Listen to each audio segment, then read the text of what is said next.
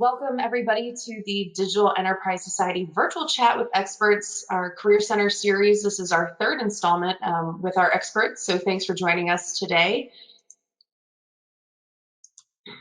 For today's session, as I just mentioned, I'd like to ask you to keep your cameras off and keep yourselves muted until we get to the Q&A portion of the session, and then we'll invite you to turn them back on. A little bit of background, Digital Enterprise Society is a new nonprofit member association organized to enable transformation of product development, design, delivery, and maintenance throughout the digital enterprise, regardless of software tools used. We are dedicated to the transformation of the manufacturing enterprise workforce. If you're not already a member of Digital Enterprise Society, we invite you to join us. We have a free promo code there at the bottom of your screen. My name is Courtney McWhirter. I will be your host for today. If you have any questions about joining Digital Enterprise Society or getting involved, please feel free to contact me. I am happy to help. Before we get started, I also want to share with you a couple updates. We would like to invite you to join us for an upcoming course. Agile Leadership for Digital Transformation begins on January 11th. It's a perfect way to start the new year and expand on your skills. We've partnered with the Agile Strategy Lab to bring you this customized course based on their award-winning book, Strategic Doing: 10 Skills for Agile Leadership. The course will focus on the 10 skills and how they can be leveraged to meet the challenges of digital transformation. You'll also get a customized workbook when you sign up for the course that you'll be working through with those instructors. So I will put a link in the chat to find out more about that course. One more friendly reminder, keep yourselves muted, keep those cameras off until we invite you to turn them on for the Q&A portion of the session. Today's panelists are Digital Enterprise Society Career Development Trustee and Two Roads Professional Resources Founder, Barry Vince, and Two Roads Account Executive, Sarrah Bennett. I'm going to turn it over to the two of them and they'll take it from there. I'm feeling agile today. I am too. Thank you everyone for joining us. We really appreciate your time. I think that you're going to find our topics very timely. We're going to discuss the current employment market, kind of the good, bad, and the ugly. We're going to take a look at how to best position yourself in this market. Barry is going to give us his insight on all of those things. Barry's been in the recruiting and employment industry for over 20 years, is constantly networking. 30 now. 30 years. I'm that old. I didn't want to age you, but you did it yourself. So anyway, we're happy to be here to provide a little insight, and we'll go from there. So Barry, it's been a rough ride. Right, the last 9 months, to say the least. To say the least. So things, I think everyone's experienced a transition to working at home, to watching job losses, small businesses suffer. So that's the bad. Can you expand on that? Like, what's really happened over the last 9 months? Sure. Yeah, we can just start off right at the bottom, and then we'll rise up together. I hope. Yeah, I mean, the bottom line is that we've lost 60 million jobs in this country when the pandemic started. And, you know, a lot of those jobs have returned in different fashions, but there's a lot of people out of work. It's been a real rough year. You know, it was, we've never seen anything like this in our country or in the world. And, you know, I think things are recovering, but it's going to take a while.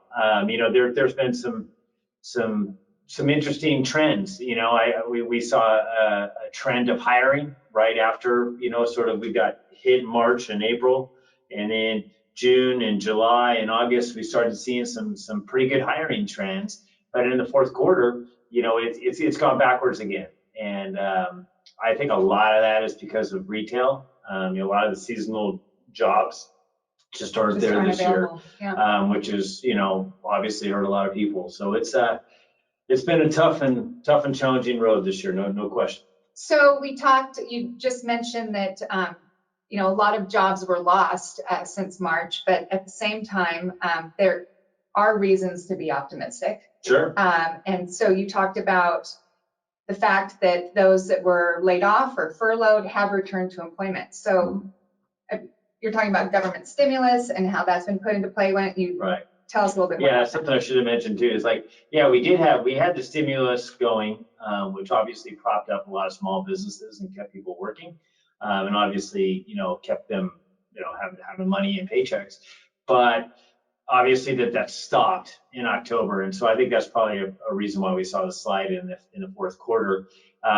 Hopefully, and I think the presidential election combined with the COVID, I think created a lot of chaos and questions in everybody's head and confusion and anxiety, a lot of uncertainty. We were pretty much hit with everything possible in that, say 9-month period.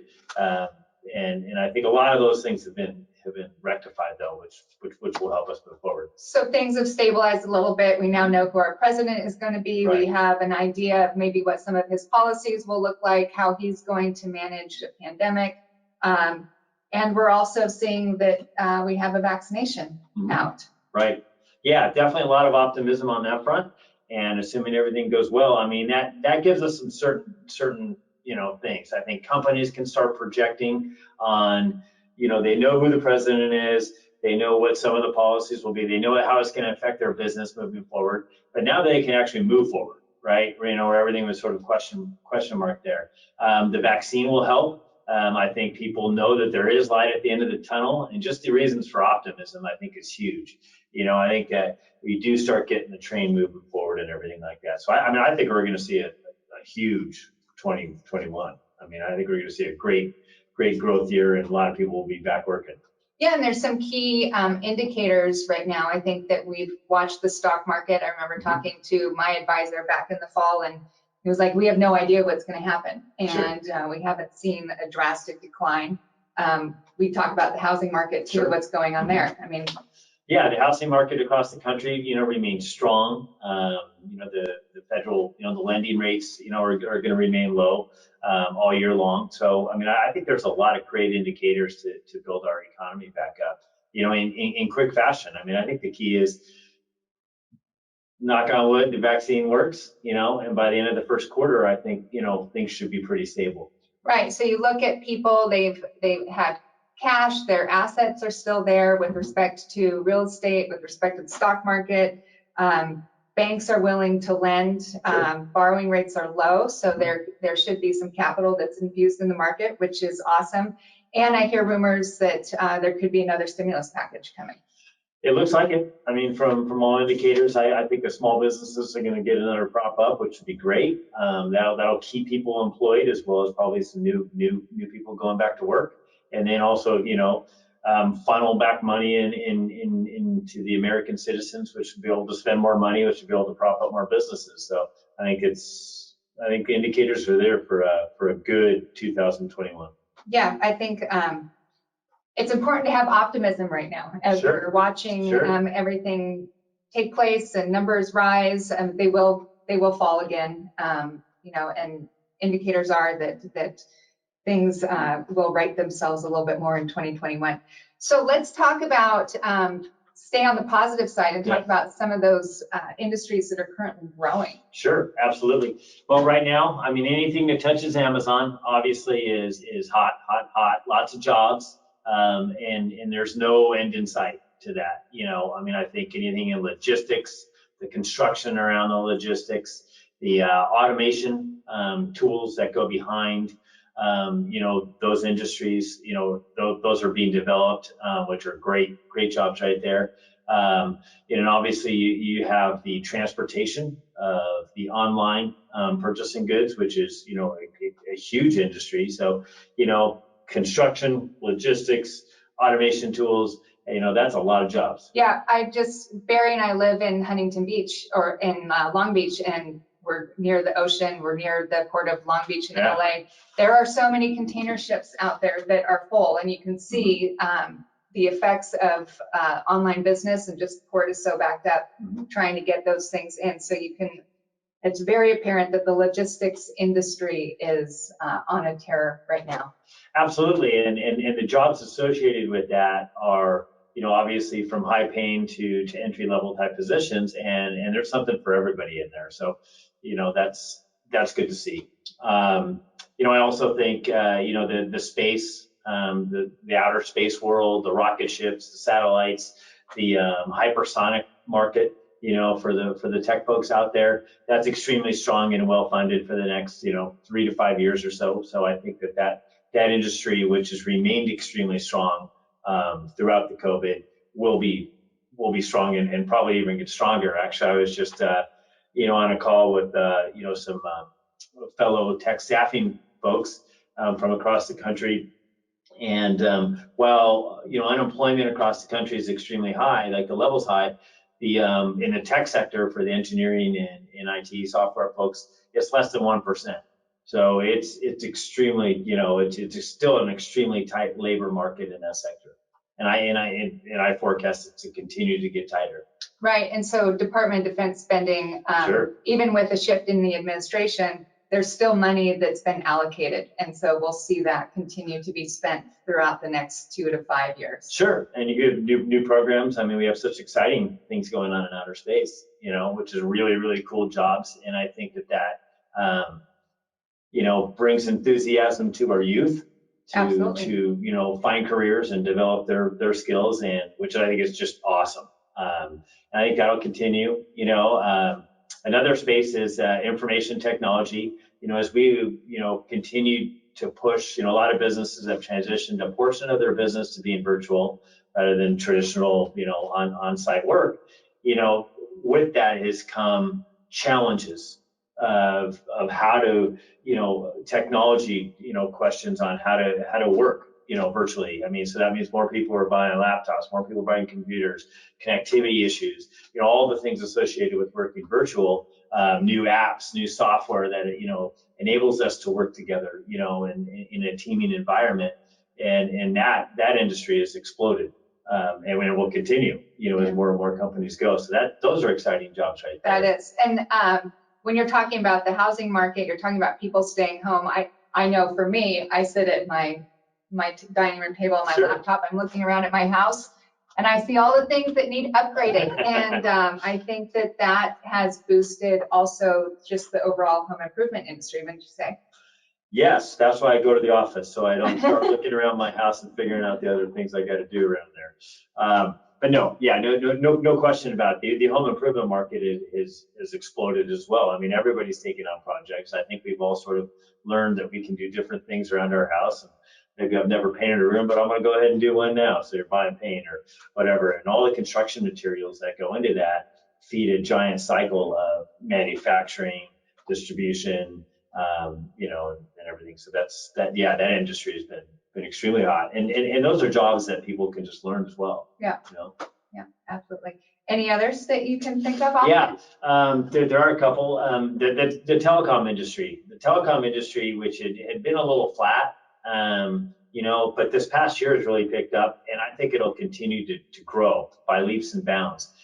As more people work from home and there's more connectivity, the development of the 5G platform, jobs, companies in the telecom industry cannot find people, and you're talking from people from administrative to laborers to, real high tech people, RF people and so forth. Anybody that's associated with telecom right now, that's a good spot to be, and you're looking at further development of projects there. And there's no end in sight on that industry.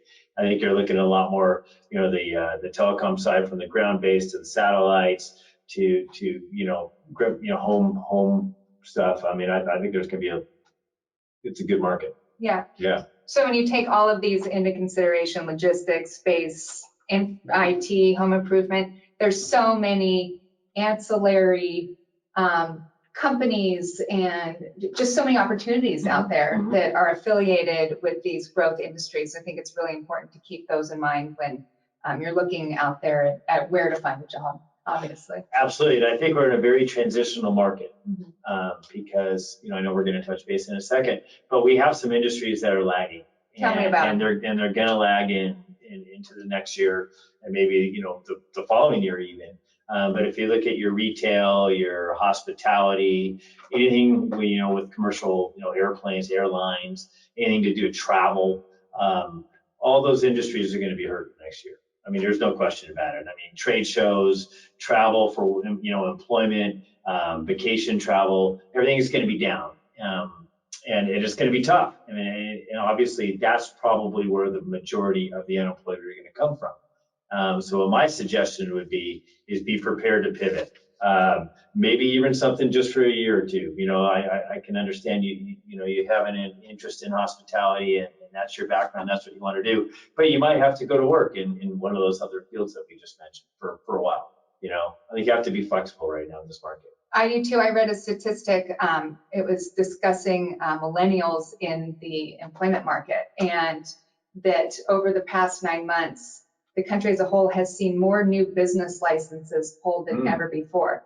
So people are in this transition phase, really taking the opportunity to shift how they view work and what they want to do, and are starting up their own maybe consulting firms in some of these other industries. There can be a transfer of talent. I just think it's. Well, there will be, and nothing can stop that. Yeah. That's the way our country has always been, and we will always find a way. Yeah. No doubt about it. So we're looking at industries, those that are growing, those that are constricting, and there's a lot of people in the market that are looking at how to transition, how to find gainful employment. What are some of your suggestions? I mean, it's a daunting task when you're looking at everything that's going on. It is a daunting task, and it's something that I believe you have to apply fundamentals to, just like you would a job or an exercise program or anything to do within your life. Finding a job is challenging in a lot of different ways. And number one, I think is organization, setting yourself up with a game plan. You have to have a game plan to find a job. It's hard, if you're sitting there in your house and it's like you got the TV on and you got the kids or you got things going, you got distractions. You need to eliminate those distractions, take some time down to write like a business plan down for almost yourself, right? So what I would do is, number one, start with the game plan, which is set goals, right? Set goals on, all right, I want to find a job in the telecom industry. And what I'm going to do is I'm going to send 5 applications a day. I'm going to make 10 phone calls a day. I'm going to send 10 emails a day.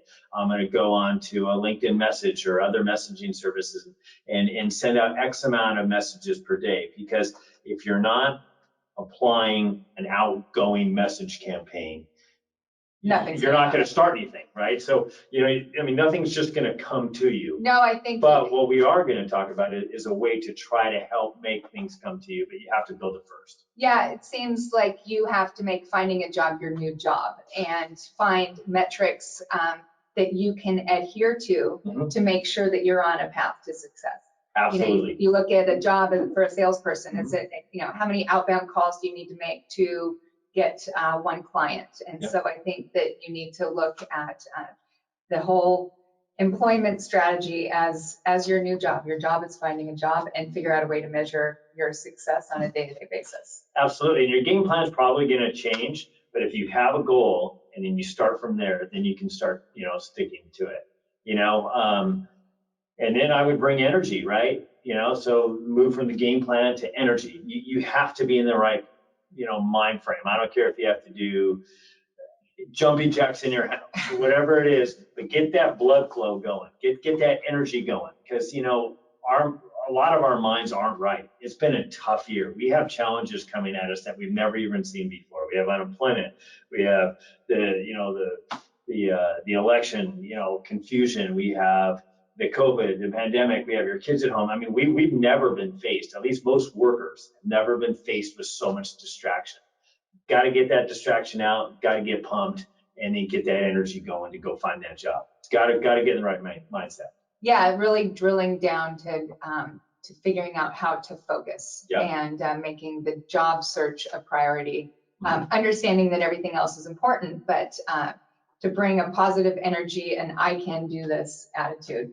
Right. I think really helps. So people are not out there pounding the streets to find work. They're online. How do you make yourself findable? The key, being findable, right? So how do you do that? Basically, number one, I would start off with LinkedIn. LinkedIn's the most powerful search engine, career center tool there is right now in our country. And the key is, like, number one is build your profile to reflect the impression that you want to give to an employer. That's your first impression, and a lot of us aren't used to building a profile or a personal brand or anything like that, but we have to, because it's probably more important than actually the interview, because you're not going to get to point A unless your profile, your online profile via, LinkedIn and other sources is correct. So I would just start off, just without getting into too many details, I would mirror your resume onto your LinkedIn profile. Make sure the dates are close, or matching your resume, because a lot of recruiters and a lot of companies don't go any further than that one step. I would build your profile with a good picture, a professional picture. I would attach articles that you might find interesting to your profile. It just builds your brand. Shows that you're engaged too, right? Absolutely. And then on that front, I would continue on. I would look at, looking at articles, if there's pictures or anything that you've ever published, I would put on there. If you've ever volunteered for a charity project or anything like that. What if you've done like a webinar? Should that be on your? Absolutely, your webinar should be on there. I know mine are. I think they are. But you have to be personal and sell yourself, because that's your point A right there. That's point A. So that's key. And then online, I would continue on. There's other job boards out there. And I've heard from some experts in the recruiting industry, you should be on 6 other job boards besides LinkedIn, that pertain to your particular skill set. Some common ones would be ZipRecruiter, Monster, Career Builder, Glassdoor. And then what I would do is I'd find one that's real particular to your industry, like a telecom industry or an IT side or a software development industry or stuff like that. Or like Digital Enterprise Society, they have job opportunities a career center. And so you can utilize, these industry groups that are catering to your specific experience. Absolutely. And that's something that you can find pretty easily through like a Glassdoor or a LinkedIn, is looking through career centers that match your skill set, whatever that might be. And then making sure your resume is posted in there, making sure you're active in there too. You have to be an active participant on those job boards. If there's a question, if somebody puts a technical question on there and you know how to answer it, interact with those people, ask questions with those people. You have to interact and be active online. Well, it creates warm leads versus cold leads. Absolutely. Remember, we're trying to be findable here, so you have to be out there. And I think, when I hear, really, I need to advertise myself on 6 job boards, it sounds a little daunting. I think once you start and you get, let's just say, your LinkedIn profile up to speed and looking good, you can utilize that information that you've loaded onto that site and transfer it pretty quickly to these other boards. So absolutely, it sounds hard, but really, it probably won't. Yeah, you're looking at 15 or 20 minutes of your time, and then the broadcast that's going to give you is huge. Start from there. Absolutely. Yeah. So what else can people do who are in the market? I think we're talking about growth industries. We're talking about industries that are shrinking. It's changing on a day-to-day basis, right? We thought restaurants were going to be okay because they had outdoor dining. Everything shifts. They're shut down completely. So what do you do if you take that on a larger level and you're in the hiring market? Absolutely. Research. Big point. Read. I would read, I would set up, when you're doing your game plan, a big portion of your daily allotment should be for research and for reading. Read articles, read, any periodicals, any posts that are going on within your industry, and then comment on them. Become involved in that world. I would also find, 2 or 3 news sources that pertain to your industry. Like, let's just say you're an aerospace person, I would find like a space news or a, AIA or whatever. There's all kinds of them, but I would subscribe to some periodicals that basically, send you an email every single day with some different articles. Check out those articles, maybe sometimes comment to the writers, because the writers and the publishers of those sources are very connected people. And tech people are looking at their connections. And the more you can interact with a networking expert will help build your brand, which is important. So have the information come to you. Subscribe to some newsletters. Don't subscribe to too many because you're going to get bombarded and you won't read them. But pick a couple that work for you and that you actually genuinely find interesting. That's the key, because you're going to have to read the articles, get through there, make comments on them and so forth. But yeah, make sure there's something that you're interested in doing. Right, and that would be part of your game plan to set yourself up so that okay, I have this skill set, and it's transferable to this industry, that industry, and this one over here. And now you have to make yourself an expert in that business. And, absolutely. There's so much information out there. It's just really taking advantage of it and trying to find it. Sure. Yeah. And I think we are all are experts in some field, right? And it's just a matter of conveying that expertise. You can be an expert craftsperson, who's a wood maker, but how do you get that message out, right? I think it's interacting and networking with people, your peers in that field. If you're a person who, designs a chip that's going to send a satellite to Mars, you want to be talking to a very specific, network of people that are in that, because those are the types of people that you're going to network from to be able to get you a job. That's going to be the person where you can see, well, hey, I can see that Northrop Grumman is hiring this satellite person that designs this chip. Well, you know what? I had a conversation back a couple months ago with this person who did exactly that. Maybe I should network with them and ask them about this job. That's the way to find jobs. Right, and I think a lot of our experiences have been on a trade show floor. You're working the room, you're looking at various users of, let's just say, a PLM product, and you're networking into different industries. That's all changed. It's now online. For some people, that's a little bit more challenging. For others, I think it's easier. You're not having to put yourself out there in a very personal, physical way, but it's important to recognize that networking still is just so key to just building your pool. Right, absolutely. Speaking of building your pool, I would suggest in your daily game plan, that's huge too, is you have to build your connections. You have to build your network of people. Set a goal of maybe it's 50 a day, of just trying to connect with people that are good matches for the field you want to go into or potentially into. Right. So what about making calls to, let's just say I find the perfect industry, perfect company, I'm on LinkedIn, I see the director of engineering, I'm a software engineer, mechanical engineer. Is it taboo to reach out to that person directly? No, I mean, you're getting to the point of executing your plan, right? I mean, you have to. I would be sending, especially messages through those online platforms, say like a LinkedIn or a Glassdoor or Career Builder, whoever it might be. If you have contacts, I would be sending them personal notes and saying, hey, I am qualified for this job, or I really like an opportunity within your company.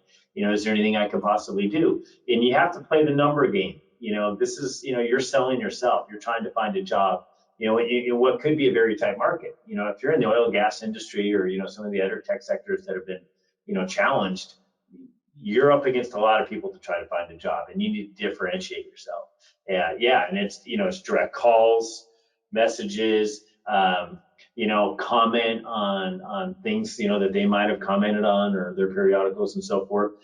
Set current or target companies that you're going after, and probably follow them in different ways, follow their news, follow their people. Yeah, so really you're preparing yourself, you're getting out there, and part of it is understanding that there could be rejection, and you can be prepared for that, you can learn from it, but if you never try, you're never going to have the opportunity. You're mostly going to get rejection. Yeah. And you better get used to it. I mean, it's, you know, if you're in some fields that, you know, finding a job is difficult in right now, you're going to get rejected 9 times out of 10. You just got to play that game. You got to get that 1 time out of 10. Yeah. You know? And there will be a fit at some Absolutely. point. You just have to keep trying, keep executing, right? Yep. So let's just say I don't get rejected. Yeah. And now, you know, it's time for an interview. The hiring manager has reviewed my resume. I've got an interview coming up. It's online. What do I do to prepare? Yeah. And we will be doing a webinar on virtual interviews. Again, we did one earlier last year, but we do plan on doing a follow-up. But this is it. This is your one shot, right? You know, this is, you know, for I guess more seasoned people like myself, we were used to putting on our best suit and walking into an office and giving it our best, you know, selling ourselves to get a job. Well, that's what you're doing in a virtual interview. So don't take that lightly. You know, I suggest, you know, putting the cell phone away, putting distractions away, making sure your connection's correct. You know, I've interviewed people where, you know, the connections have been challenged, and it's tough. It's tough to get a read on those people. They could be great for a job, but as a hiring person, you just don't know. It's like So being stuck in traffic, right? Oh, Absolutely. I'm late to the interview because I was Be stuck early. in traffic. Be early. Allot Yeah. yourself enough time. Give yourself the room to get everything prepped. 100%. And there's so many, like, I guess, newer platforms, you know, that you might be thrown at. You know, it could be Microsoft Teams, it could be Zoom, it could be GoToMeeting. You know, there's a few of them out there, and they're all a little bit different. Your camera angle might look a little bit different. Your connectivity issue might work different. Your audio, you know, whatever it might be. Make sure you practice on that platform. You know, you'll be getting an invite for an interview. Go on that platform, practice. You know, there's always a way to be able to figure that out. So post-interview, what does that look like today in this new kind of more virtual environment? Sure. I mean, I'm an old school guy. I mean, I think thank yous and, you know, thank yous are imperative. You know, send the manager if you have their email. One of the advantages of getting those calendar invites is you generally get the email of the people that are associated with that interview. So I would send them each a personal note after the interview saying, thank you for your time. I'm very interested in the position or whatever it is, blah, blah, blah. You know, go old school. Don't, you know, fundamentals, right? So you're making X amount of calls for the job. You're sending out your messages. You're building your network. Don't cut it short right here.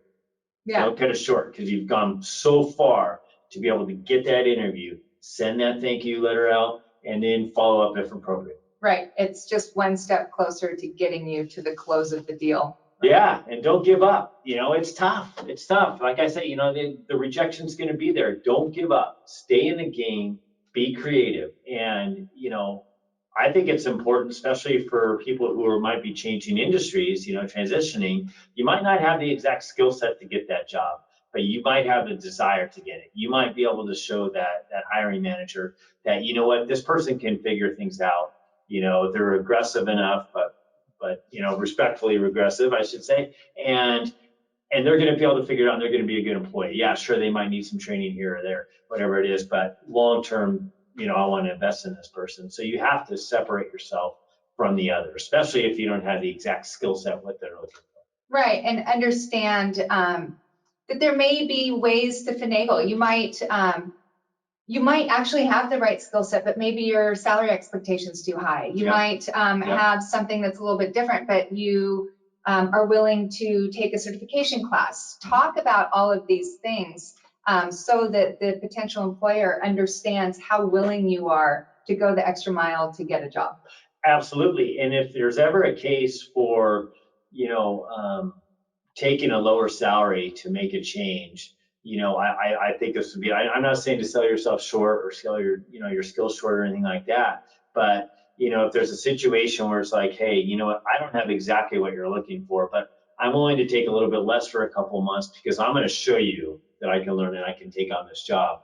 You know, if you're pivoting industries right now, that's a separator. You might just have to do it. Yeah. I mean, you just got to get yourself in the door and show them that you can do the job. Right, and so. Got to be creative. You have to be creative, and I keep thinking, you know, Rome wasn't built in a day. It Yeah. takes a long time, especially in this market, to find the right job and to maybe get back to where you were previously. Sure. From a salary standpoint, even a level standpoint. So yeah, I think you just have to understand that good things do take time. They do, and it's tough. I mean, it's tough, and it's tough to stay positive, but you have to stay in the game. You know, it's like almost every single day is a new one. So like a baseball batter, right? Baseball batter gets out, two or three times out of 4, but they're always at a deficit. I mean, if you got 300 in baseball, that's good, but that's 7 times he got out. Right. And you're probably going to get out. And then what are you going to do when you get out that day? You know, get your mind right, end that day, you know, put it away, you know, be done at 5 o'clock or whatever it is on your job search. Get your mind right. Put that aside and say, you know what, I'm going to strap them up and I'm going to get back out there tomorrow and I'm going to do it again. And keep doing that again and again and again. But you have to stay positive, you know. And I'll tell you guys, just from my own personal experience with Barry, he's one of the most positive people out there. And I think he has ways that really affect his lifestyle or things that he's incorporated into his lifestyle to keep him positive. So why don't you talk a little bit about what that is for you and what you think the impact can be on someone who's in the employment market? Sure. I think setting non-work goals is a huge importance, right? Obviously, we're stressed. We're stressed for financial reasons and all kinds of different things. We don't have a job. We're dying. But I've got to get my mind right to be able to get that job. And a part of that is setting non-work goals. You know, for me, it's running. I love running. I run ultra runs. I run extremely long runs out. He's crazy. I am a little crazy. But it's something that gets my mind off the workday and the pressures that I have, within my job and my personal life, my professional life, and everything like that. And I think it's important. Probably, I mean, it is so paramount for people who are out of the job front, especially since the isolation that we've all sort of encountered, we were all encountering this year and for many more months, is you've got to get yourself out, whether it's, an at-home exercise app or a run or a push-up goal or, a weight loss nutrition goal, whatever it is, you got to get yourself out of, oh my God, I'm thinking about this job all day long, or I'm worried about, this and that. Those are real worries. I'm not saying to forget those. You're going to get back to them, but give yourself a mental break. You have to. I mean, you got to keep your head right, and it's hard. It's hard right now. It is hard. At the same time, it's a great time to find a new hobby, to incorporate positivity into your life. There's gratitude journals. There's a lot to be grateful for. Absolutely. There's, like we've discussed, there's a lot of good in the market out there, and a lot of things to be thankful for. And so I think through exercise, through hobbies, through just a stop in the middle of your day to recognize that, it's not all bad and you can keep pushing through. It's not all bad. Yeah. I know it's challenging for most, but there's always a positive, and you got to find it. Got to find it within yourself, and then keep rolling. Yeah. So that concludes my conversation with Barry. At this point, we'd love to open it up to questions. Two Roads is here to help you out, answer questions. We have slides available as well on the DES website. I'm sure Courtney's going to talk about that, but we're here for you. We're all in this together. Yes. Thank you guys so much. Love the presentation as a whole. And as you were talking, I did keep throwing some resources in the chat, some links to some of the resources that we have on the Digital Enterprise Society website. Of course, that online course that I just mentioned, if you're looking for a way to expand your skill set, that's a great one. Links to the podcast, becoming a DES member, and that promo code I shared with you, and our industry newsletter. If you want to, it's a great curated mix of industry related articles, so check that out too. If any of you have any questions, either if you're not comfortable with being on camera, I completely understand. You can throw it in the chat, or you can turn on your mic and your camera if you have any questions for us. Yeah, Court, what you mentioned right there about the newsletter, for the DES, that is a great tool for finding jobs. because there's usually a high-level person and a technical person that are quoted. They're either putting on a webinar or they're being quoted about a certain product in those newsletters. That's your lead for a job right there. And you could use that across all kinds of different platforms. Great tip. And often too, our weekly podcast guests, also a great resource too. Connect with some of those folks, either on our DES site or on LinkedIn. So keep networking. Yeah. Exactly. And the Career Center also that Barry mentioned, you can, and Sarah mentioned, you can upload your resume there, and it's actually an anonymous resume where recruiters can come and look through the resumes without you kind of having to put your full name and everything out there. So let yourself shine and your skill set and your experiences there too. Robin asked a quick question. When can we expect the virtual interviewing tips video you mentioned, and any other resources that you can suggest in the meanwhile? So I'll go ahead and answer that and then turn it back to Barry and Sarah too. But we did do, they mentioned a virtual interviewing tips webinar earlier in the spring or early summer. That is available on our website, and I will throw a link directly to that one in the chat, but we'll try and get an updated version to you as well. Barry and Sarah, any comments or tips or other resources that you'd like to share? Yeah, we did that webinar, I think, right after the beginning of the COVID crisis, when everyone transitioned, and I think we want to do an updated one because things have changed. People are so much more comfortable.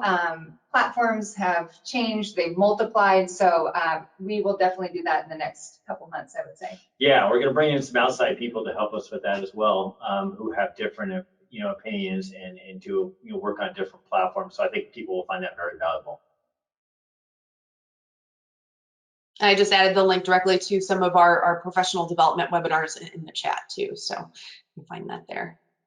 Anybody else have any other questions? Feel free to jump on your camera or in the chat.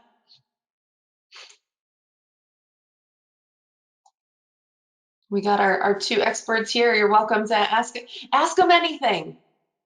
Barry, but before we go, I just want to hear just a little bit more about Barry's crazy runs that he does. As Sarah said, he's crazy. I'm very positive, so it's all good. Well, yeah, for those who don't, I mean, I basically started ultra running a little bit over a year and a half ago to take on a challenge with my wife, who is a lot more athletic. Tell me what ultra running means. It means any run that's over a marathon, basically. Any run that's over a marathon, and he takes on ultra running, which means he's constantly running over a marathon, like all the time. How often? I go quite often. All the time. But I mean, I do it for various reasons, but one of it is like the main reason is to challenge myself to find new boundaries, right? Like, how do we know what our boundaries are until we go find them? And I guess I'm on a mission to find mine, and I haven't found it yet. But I put that a lot in my life because we don't know how many good things we can do, whether it be for other people, for ourselves, for our family. And there's such an opportunity to challenge ourselves. Like, even as we get older, I mean, some people might not be able to run like that, but they can do something else, and there's always opportunities, I think, to better yourself. And so that's what I'm sort of on a mission to do. So follow Barry. You'll see him running in the mountains and in the desert and all over the place. And he always looks happy when he's doing it. So there's something well, being outdoors rules. He's one with like the skunks, the coyotes. He goes early in the morning. It's fantastic. It's definitely inspiring. Thank you for sharing a little bit more about that. We do have a couple questions that did come in the meantime. Could you give a few examples of higher level tech positions in the supply chain logistics companies that might be coming or might be available? Any insight there? Sure. Well, there's positions right now. I mean, obviously, if you look at the Amazon chain and supplier network, Anybody that's connected to Amazon is going to have positions in those fields, and be happy to talk to you specifically about them. I don't know who the question was from, but yeah, we could definitely address that. But that's the hottest market that there is right now. That's non-space related. Yeah. Also, another one, what is your read on agriculture technology jobs? I'm not really proficient. I don't have a good take on agriculture, but I certainly will find out, and I'll post something on LinkedIn, by the end of the day. I'll look that up because I'm interested. I'm thinking,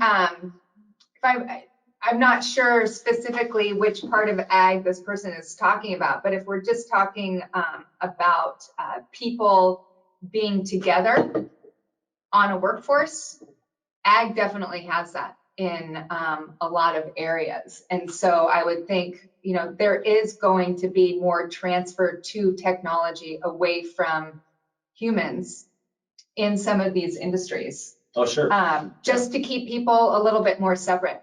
And so I would think that there's going to be growth there. I would think that there would be opportunities for development if you're in that type of market. Well, the automation, has been being pushed in that market. I have friends with farms in Iowa, and those combines are being driven by GPS these days. I don't think you need to be in them. I think you have to be in them for safety wise, but technology wise, John Deere and Caterpillar have been pushing, for years, and those machines are unbelievable. I think when you're looking at all of these industries, you really have to look at it from a macro standpoint. So, you talk about agriculture. I think our exports of our agricultural goods have shrunk significantly over the last year. And so what does that mean for agriculture overall? So I think, again, doing the research, really understanding the industry and where it's going is so key to figuring out where your place is going to be in. Yeah, and like I say, I'll post something on my LinkedIn. If you're not connected with me, please connect, and I'll post some agriculture job data today. Now I'm curious. Yeah, a couple people are asking for if it's cool to connect with Barry on LinkedIn. And I was going to go ahead and say, yeah, go for it. Definitely. I'm trying to be interested in connection. So yeah, anybody that wants to connect with me on LinkedIn is appreciated. Absolutely, and lots of thanks coming through in the chat, and to you both for doing the webinar, and thank you all for joining us today. Barry and Sarah, any last final things to share? Stay positive, stay safe, stay healthy. That's right. Absolutely. I agree. Thank you, guys. Thank you. And I'm going to, just before we wrap up here, give you a couple quick reminders, throw up some slides. Again, we invite you to join us for the Agile Leadership for Digital Transformation course beginning on January 11th. You can find a direct link to that in the chat. I threw that in there for you. And then also, we have the Digital Enterprise Society podcast that comes out, is released every Wednesday. So I encourage you to check that out. I also, in the Career Center page that I posted in the chat, we have some of the past career development focused episodes that we had on the podcast, including one from Barry, episode 13. So check that out. And he will also be a guest again on next week's show. So definitely want to keep an eye out for that as well. Again, my name is Courtney McWhorter. I am the Marketing Communications Manager at Digital Enterprise Society. If you have any questions at all, feel free to contact me. Happy to connect and answer any questions that you have about the organization or getting involved. And finally, once again, I just want to share that Digital Enterprise Society is a new nonprofit member association organized to enable the transformation of product development, design, delivery, and maintenance throughout the digital enterprise, regardless of software tools used. We are dedicated to the transformation of the manufacturing enterprise workforce. Invite you all to join us. Thank you very much. Happy holidays. Stay safe, stay healthy, and have a great day.